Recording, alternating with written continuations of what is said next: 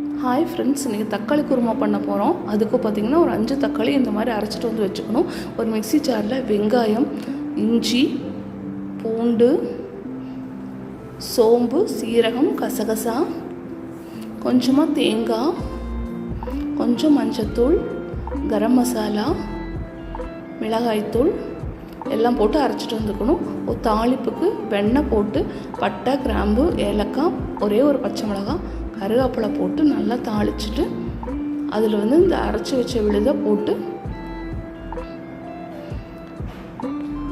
கொஞ்சமாக உப்பு போட்டு நல்லா ஒரு கொதி வர வரைக்கும் இதை விடணும்.